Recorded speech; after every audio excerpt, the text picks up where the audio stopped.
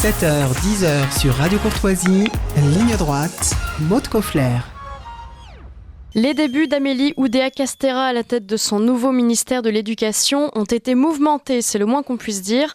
Après s'être plus ou moins justifiée d'avoir mis ses enfants à l'établissement d'excellence Stanislas, privé et catholique, elle doit maintenant expliquer son choix d'avoir mis ses fils dans des classes non mixtes. Cette polémique médiatico-politique relance le débat sur les failles du système éducatif.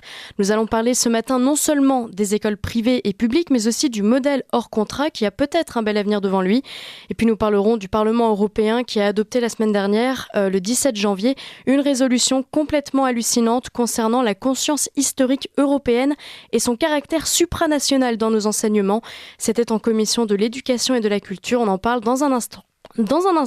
Avec notre invitée du jour. Bonjour Anne Coffinier. Bonjour.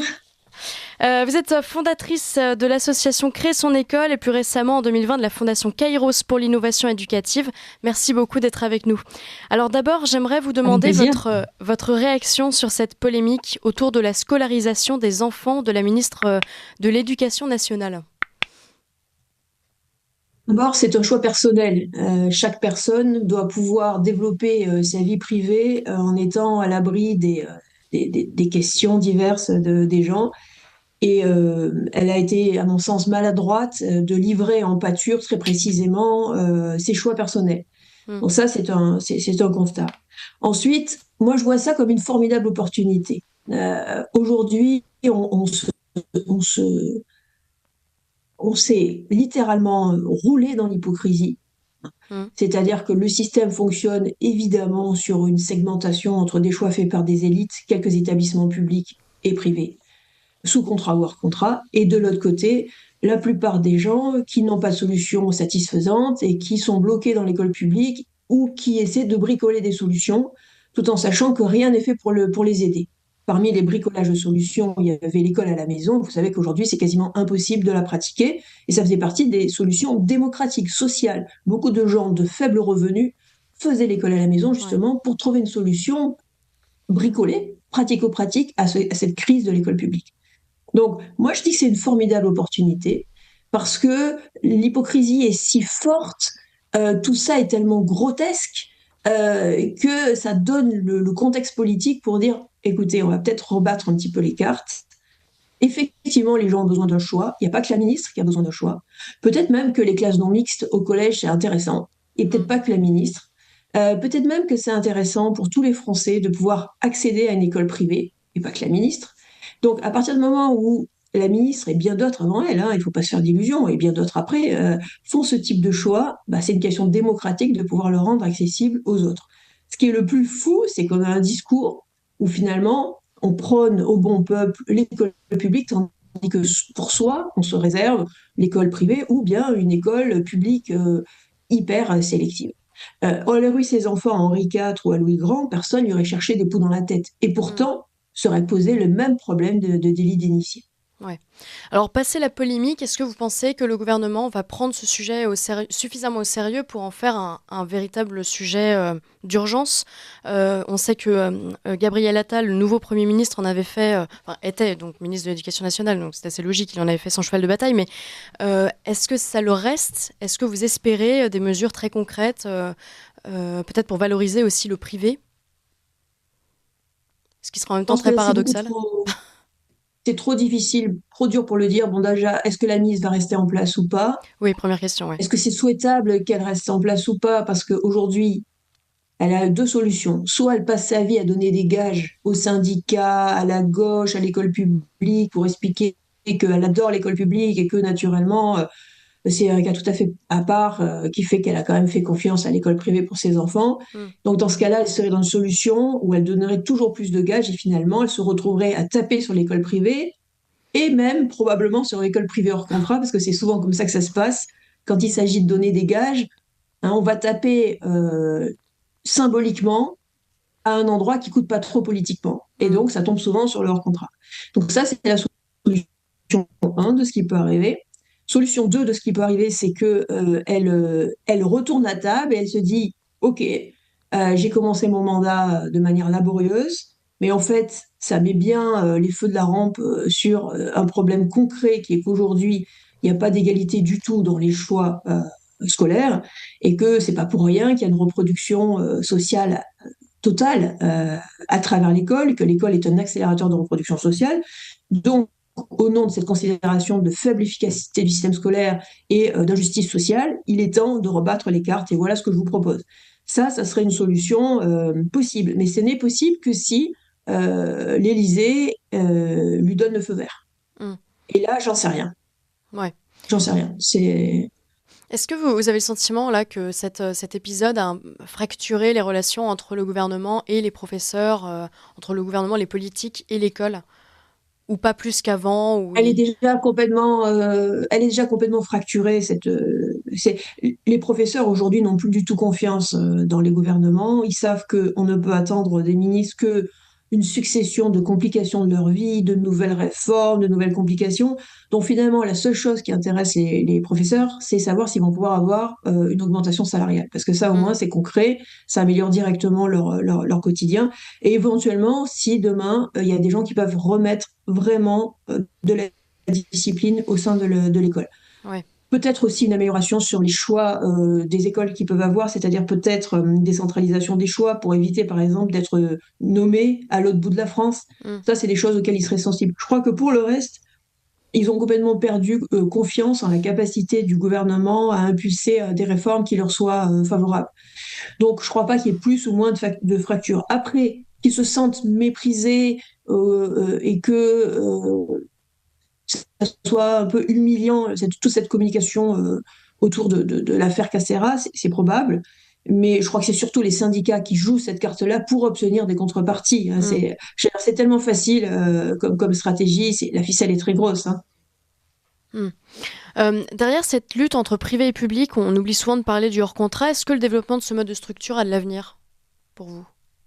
Le hors-contrat, c'est des écoles qui sont très libres, mais qui n'ont pas de financement public. Alors, ça a de l'avenir, évidemment. J'ai envie de dire que plus le système public s'effondre, et plus le système privé sous contrat est saturé ou pas ouvert, et plus le hors-contrat se développera. C'est évident. Maintenant, tant qu'il n'y a pas de système financier efficace, le hors-contrat ne sera pas accessible à tout le monde. Et donc, ce n'est qu'une solution de sauvetage. Et moi, j'y suis favorable parce que quand vous avez un bateau qui coule, vous n'allez pas dire « Ah ben non, je mets personne sur le bateau de sauvetage parce que je ne peux pas mettre tout le monde. » Il faut mettre des gens sur le bateau de sauvetage, mais il faut aussi garder à l'esprit que ce bateau de sauvetage est un bateau de sauvetage, que ça ne doit pas remplacer tout le gros bateau et qu'il faut se préoccuper sans cesse de sauver le bateau lui-même. Et pour sauver le bateau lui-même, là aussi, il y a deux solutions. Il y a ceux qui disent il ne faut absolument pas développer des alternatives, au contraire, il faut concentrer tous les efforts sur l'école publique. Moi, je dis que c'est irréaliste. L'école publique est une école de masse, une école technocratisée, qui n'arrive pas à gérer les individus, que ce soit même les professeurs, elle n'arrive pas à les gérer, et les élèves encore moins. Et donc, il y a une quantité croissante de personnes qui, en réalité, sont en souffrance et se gâchent dans cette école. Donc, on ne peut pas miser que sur cette école-là, c'est pas réaliste. L'école publique ne peut pas tout faire et ne doit pas tout faire. Et donc, il faut avoir l'honnêteté de dire qu'elle a besoin de compléments, elle a besoin d'autre chose. Ça, c'est une évidence. Alors Anne Coffinier, je l'évoquais tout à l'heure, le Parlement européen a adopté une résolution qui traite notamment du caractère supranational de l'histoire européenne et mondiale avant l'histoire nationale elle-même. Pour commencer avec son article 12, je cite « Le Parlement européen souligne le rôle essentiel de l'éducation et invite les États membres à actualiser leurs programmes d'études et méthodes d'enseignement existants afin de faire passer l'histoire européenne et mondiale avant l'histoire nationale. » Est-ce que cette résolution votée à l'Europe vous étonne et est-elle inquiétante pour l'avenir de nos programmes scolaires ? Alors, oui, j'ai regardé de près cette résolution. C'est un rapport sur la conscience historique européenne. Alors, il faut un peu remettre les choses dans le contexte. Au niveau européen, il n'y a pas de compétence propre de l'Union européenne en matière culturelle, comme vous le savez. En réalité, c'est une compétence d'appui, une compétence complémentaire, essentiellement développée depuis Maastricht en 1992. Et il y a une tension dans cette politique culturelle européenne depuis le début, c'est-à-dire qu'elle est essentiellement centrée sur la valorisation de la diversité culturelle.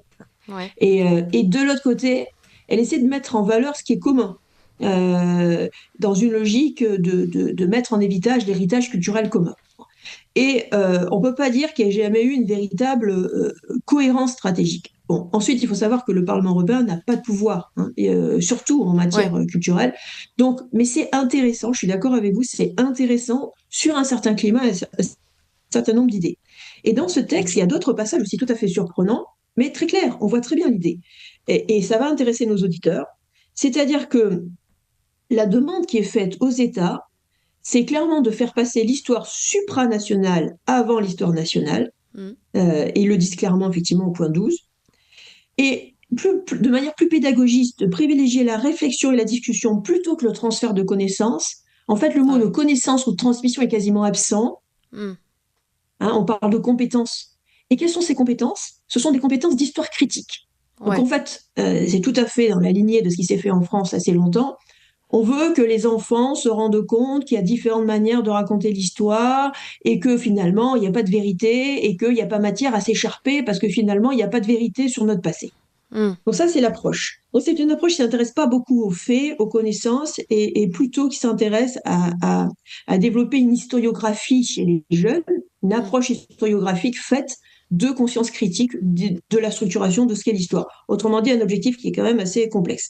Mais là où je suis quand même impressionnée par les évolutions, c'est l'article 14. Elle déplore, donc le Parlement européen déplore l'absence d'une approche suffisamment multiculturelle et sensible au genre dans l'enseignement et l'histoire. Et donc, ce qui est très intéressant, c'est que quand vous voyez le développement de l'histoire culturelle, enfin de la politique culturelle européenne, au début, l'objectif, il était très très clair. L'objectif, il était mémoriel, il était de garder la mémoire des grands drames et des horreurs fondatrices de l'Europe, c'est-à-dire ces horreurs qui sont les totalitarismes. C'était vraiment ça. Et on se construisait une conscience mémorielle commune sur la remémoration et l'analyse de ces grands drames historiques donc du nazisme et du communisme. Et ce qui est intéressant, c'est qu'en fait, le Parlement européen et les institutions européennes en général sont plus tellement à l'aise et intéressés par cette dimension-là des choses, d'autant plus qu'en Europe de l'Est, qui fait partie donc aujourd'hui des 27, ils sont pas très alignés avec la vision de l'Europe de l'Ouest sur toute cette période-là. Et donc finalement, ce travail d'analyse de ce qui fait le totalitarisme et comment ça fonctionne, c'est pas quelque chose qui intéresse encore beaucoup l'Europe aujourd'hui. Par contre, et ils le disent dans un autre point qui est aussi très très intéressant. Très rapidement, parce qu'il nous reste quelques secondes. Ouais. Et donc, ce qu'ils disent très simplement, c'est qu'ils disent que c'est très bien de parler des régimes autoritaires, etc., mais il faut, je cite, réévaluer toutes les sombres périodes de l'histoire européenne, notamment le colonialisme, le racisme, les violations des droits de l'homme et les injustices historiques fondées sur le genre. Voilà. Donc, en fait, ce qu'ils veulent, c'est qu'on parle plus spécialement du totalitarisme, mais qu'en réalité, on adopte une histoire finalement moralisatrice qui explique que notre passé européen est matière à repentance. Eh ben merci. Ça, je pense que c'est fondamental. Merci beaucoup Anne Coffinier, on suivra ça évidemment. Je rappelle que vous êtes fondatrice de l'association Créer son école et de la fondation Kairos pour l'innovation éducative. À très bientôt.